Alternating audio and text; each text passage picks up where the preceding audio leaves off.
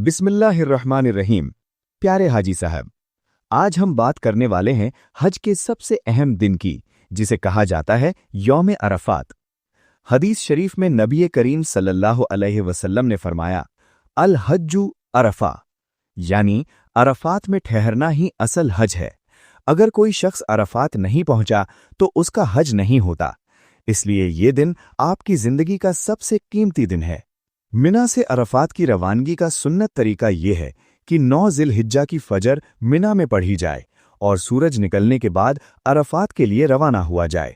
लेकिन आजकल भीड़ और ट्रैफिक की वजह से मकतब वाले आपको रात में या फजर से पहले ही भेज सकते हैं, इसलिए घबराना नहीं है और किसी तरह की बहस नहीं करनी है।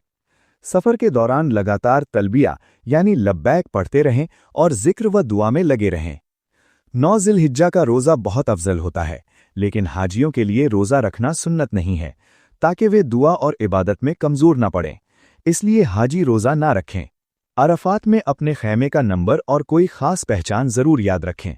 मस्जिद नमिरा में ज़ुहर और असर साथ पढ़ी जाती है, लेकिन अपने खैमे में ज़ुहर अपने वक्त पर और असर अपने वक्त पर पढ़ें। मुसाफिर होने की वजह से कसर नमाज पढ़ें।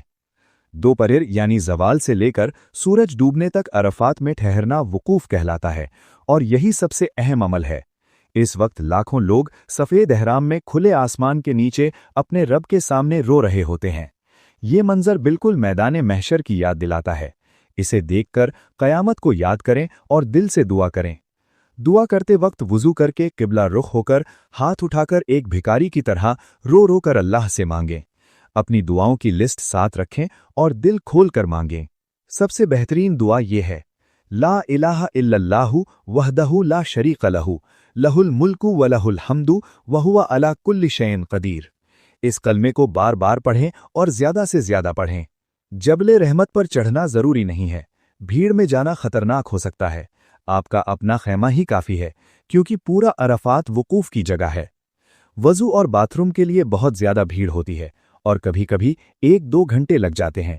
इसलिए कम खाएं पिएं और बार बार बाथरूम जाने से बचें, ताकि आपका कीमती वक्त बच सके।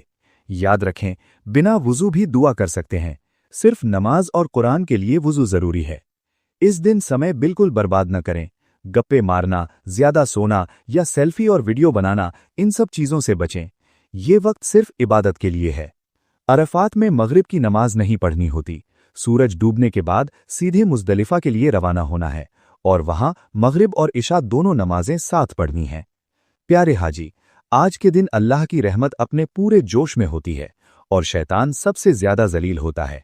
इसलिए सच्चे दिल से तौबा करें। अपने लिए, अपने मरहुमीन के लिए और पूरी उम्मत के लिए खूब दुआ करें। अगर आंसू ना आए तो रोने वालों जैसी सूरत बना लें, क्योंकि ये अदाएं भी अल्लाह को बहुत पसंद हैं। अगले सबक में हम सीखेंगे मुज़दलिफ़ा की रवानगी, वहां की मुबारक रात और अहम आमाल। वीडियो को लाइक करें, चैनल को सब्सक्राइब करें और शेयर ज़रूर करें। अल्लाह आपको हज मकबूल अता फरमाए। आमीन।